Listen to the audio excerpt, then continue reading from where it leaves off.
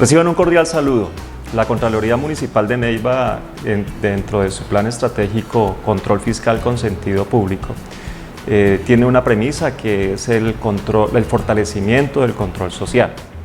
En ese sentido, esta es la primera de las capacitaciones que vamos a subir a nuestra página al campus virtual. Este campus virtual es una herramienta que nos permitirá interactuar constantemente con la ciudadanía en procesos de formación, de capacitación, de pedagogía. Sean ustedes bienvenidos.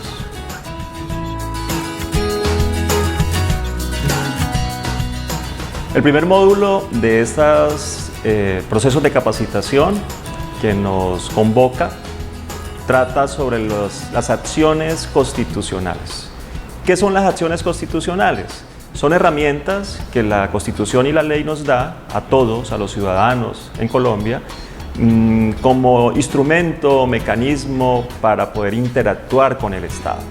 Entonces nos vamos a ocupar en esta pequeña sesión, en esta corta sesión, de esas acciones constitucionales. Empecemos entonces por la acción constitucional denominada derecho de petición. ¿Qué es un derecho de petición? El derecho de petición no es más que una solicitud, una petición, un reclamo, una queja, una denuncia que el ciudadano presenta al Estado, a alguna autoridad que representa la institucionalidad. Entonces, hay que decir que el derecho de petición está consagrado en el artículo 23 de la Constitución Política y ese derecho de petición tiene una sola condición. La única condición que establece la Constitución y la ley para que proceda y opere el derecho de petición es que sea respetuoso.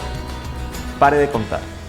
Entonces, señores ciudadanos, amigos neivanos, ¿cómo hacemos uso del derecho de petición? En un escrito, en una comunicación que puede ser a mano, manuscrito, presentamos nuestra solicitud a la autoridad. Entonces, debemos dirigirnos a una autoridad pública. Debemos ser claros en qué queremos, qué requerimos, un problema que tenemos con el alcantarillado, un inconveniente con el alumbrado o una dificultad cualquiera que sea de competencia de las autoridades públicas. Hacemos la solicitud, la dirigimos a la autoridad pública, dejamos claro nuestro nombre, nuestra identificación y la dirección es importante a donde nos deben dar respuesta, es decir, lo que conocemos nosotros los abogados como la dirección de notificaciones. Porque si no lleva la dirección, pues no va a tener la autoridad a donde enviar esa respuesta. Con esa solicitud, así de sencilla, así de simple, elaborada, la administración a quien se le dirigió la comunicación está en la obligación de dar respuesta a la solicitud que presenta el ciudadano. Entonces fíjense que es una forma muy útil, o es un instrumento muy útil para poder interactuar con la administración. La regla general es que la administración dispone de 15 días hábiles para dar respuesta a esa solicitud.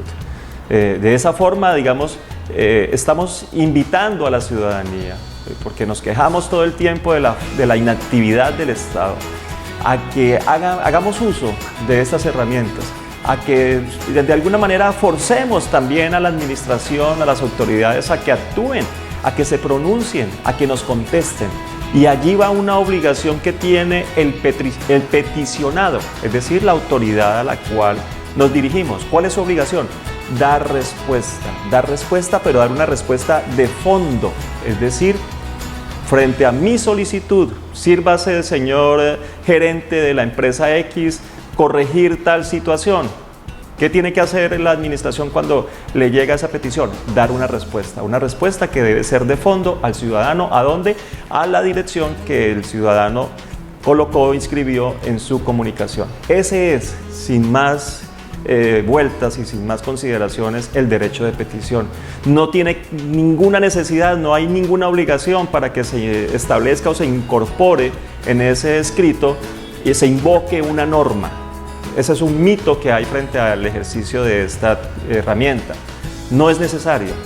Toda solicitud, sin excepción, que los ciudadanos presenten a las autoridades públicas se entiende como derecho de petición. Usted no tiene que mencionar una ley, una norma, una disposición de la Constitución, nada. Su solicitud, simple y llana, es entendida como derecho de petición. Bien, ahora hablemos de la acción de tutela. Es un poco más conocida en el ámbito de la sociedad. De la tutela, ¿qué debemos decir? Que es una acción constitucional también y que está orientada a la protección de los derechos fundamentales. ¿Para qué está instituida, consagrada? Y recordemos que este es uno de las figuras de mayor relevancia, de mayor importancia que trajo consigo la Constitución de 1991. El artículo 86 de la Constitución Política de Colombia consagra la acción de tutela. La acción de tutela está instituida, orientada a la protección de derechos fundamentales. Entonces, ¿para qué sirve la acción de tutela? Para la protección de derechos fundamentales. Entonces, ¿cuáles son los derechos fundamentales? Son esos derechos que están consagrados desde el artículo 1 de la Constitución hasta el artículo 11 de la Constitución Política de Colombia.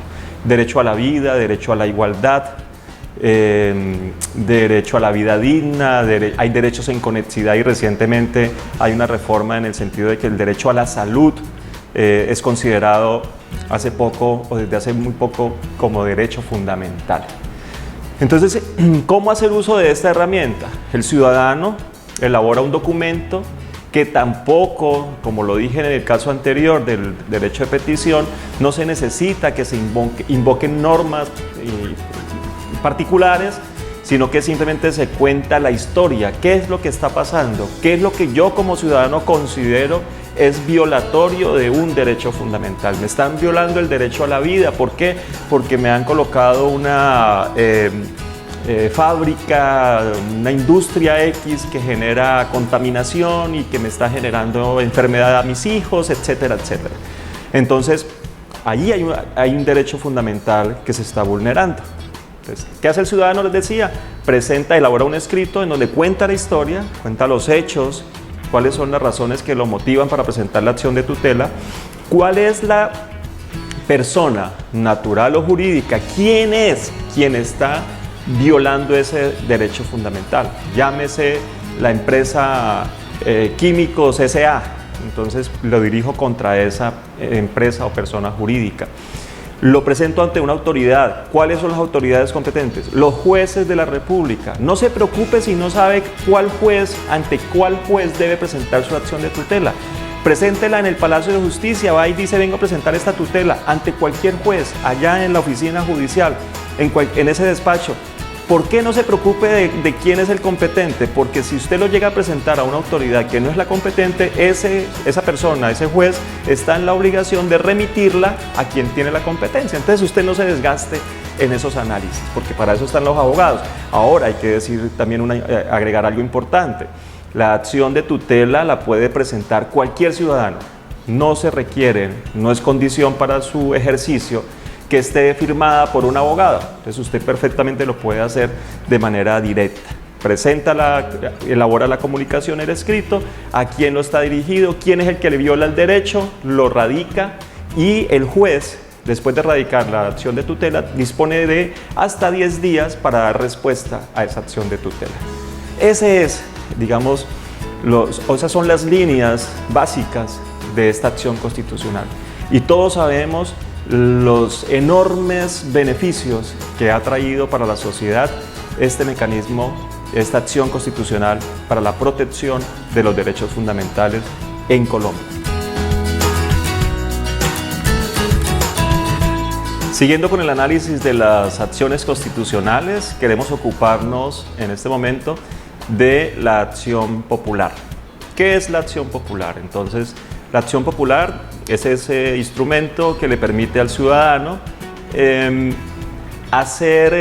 perseguir, buscar que la autoridad judicial le proteja, le ampare un derecho o interés colectivo. ¿Para qué está consagrada la acción popular? Para proteger derechos e intereses colectivos. La norma que regula la acción popular es la Ley 472 de 1998. En el artículo 4 de esta norma se establecen, se enlistan, se relacionan cuáles son los derechos e intereses colectivos. A título de ejemplo, ¿cuáles son esos derechos e intereses colectivos?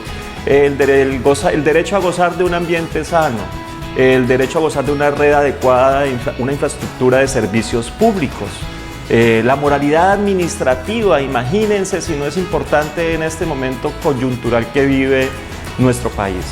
Entonces, cuando yo como ciudadano veo, observo, soy víctima, considero que se me están vulnerando derechos o intereses colectivos, tengo una herramienta. ¿Cuál? La acción popular. ¿Cuál es el procedimiento que debo seguir? Antes hago la precisión. No es necesario que esa acción popular esté firmada por un abogado, la puede firmar cualquier ciudadano. Y en el esquema y en el modelo de esa acción popular no hay ningún formalismo que deba empezar por aquí o por allá, no. ¿Qué recomiendo? Que simplemente se diga cuáles son los hechos, se cuente la historia, qué es lo que yo considero como ciudadano está violando un derecho o interés colectivo. Lo dirijo a una autoridad, un juez de la República. No necesito ser el experto para saber cuál es el juez competente, lo radico, en el caso nuestro, en el Palacio de Justicia, y allí va a llegar a la autoridad competente para que se pronuncie frente a esa acción popular. Entonces, en la acción popular hay una persona a quien se demanda, o hay que identificar a la o las personas naturales o jurídicas que se considera como que son aquellas que atentan o afectan ese derecho de interés colectivo. Colocábamos el ejemplo, hablábamos del derecho de interés colectivo del gozar de un ambiente sano.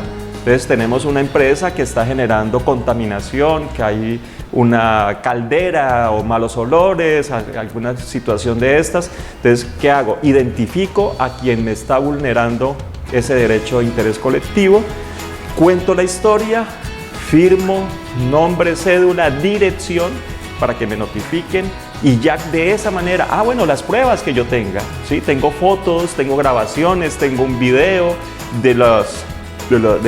con las pruebas, las evidencias de lo que constituye la violación de ese derecho de interés colectivo, y con esto será suficiente para poner en ejercicio, en funcionamiento el aparato judicial en procura, en búsqueda de que me sea protegido un derecho o interés colectivo. Esa es la acción popular como herramienta, insisto, para la protección de los derechos e intereses colectivos.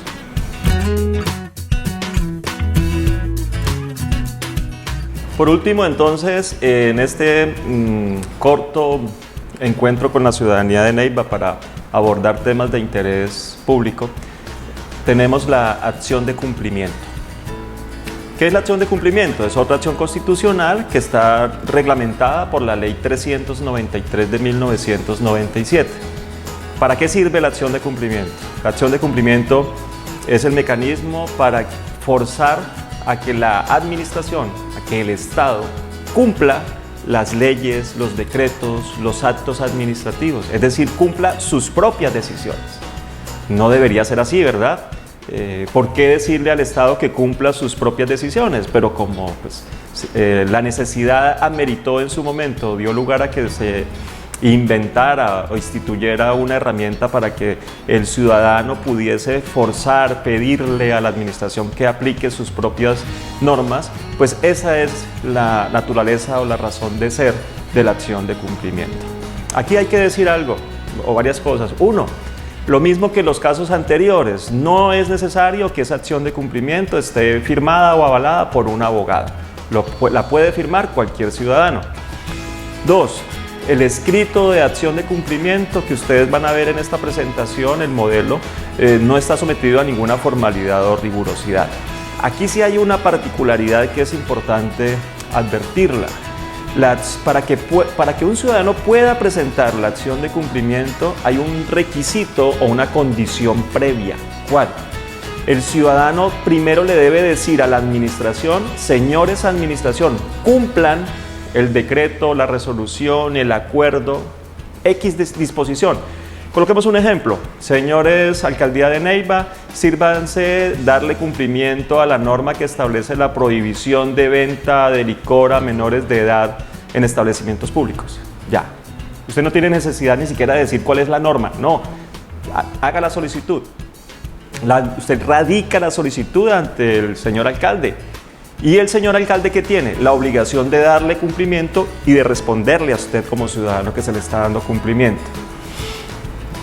En caso tal en que la administración no cumpla, no dé respuesta, es ahí donde se habilita al ciudadano para que inicie la acción de cumplimiento. Eso que les he contado en este momento es lo que la ley denomina que se debe constituir en renuencia. ¿Qué es la renuencia? Es no hacer, dejar de hacer, omitir. Entonces, para que proceda la acción de cumplimiento, el ciudadano tiene que primero constituir en renuente a la administración. Es decir, darle primero la oportunidad de que cumpla. Señores alcaldía, cumplan el decreto que prohíbe la presencia de menores de edad fuera de sus casas después de las 11 de la noche. Entonces, ¿qué debo hacer como ciudadano? Primero le pido a la administración que le dé cumplimiento a esa disposición.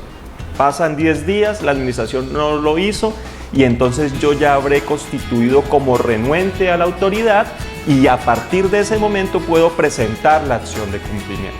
Entonces, en la acción de cumplimiento lo mismo, cuento la historia, narro los hechos, lo dirijo a la autoridad competente, no se preocupe pues, si no conoce cuál es la autoridad competente, dirígelo, señores juez de la República, ya se acabó, simple, radíquelo, firme, coloque su dirección para notificaciones y ya habrá usted puesto en funcionamiento, habrá forzado a que la Administración de Justicia actúe para que sea un juez de la República quien le ordene a la autoridad pública renuente a que dé cumplimiento a un decreto, ley o acto administrativo, acuerdo del Consejo Municipal. De esta forma, entonces, quedan explicadas las acciones constitucionales que, como dijimos al comienzo, son herramientas, son instrumentos, son acciones que tiene el ciudadano de a pie para que en su trabajo, en su interactuación con el Estado, sean atendidas sus solicitudes.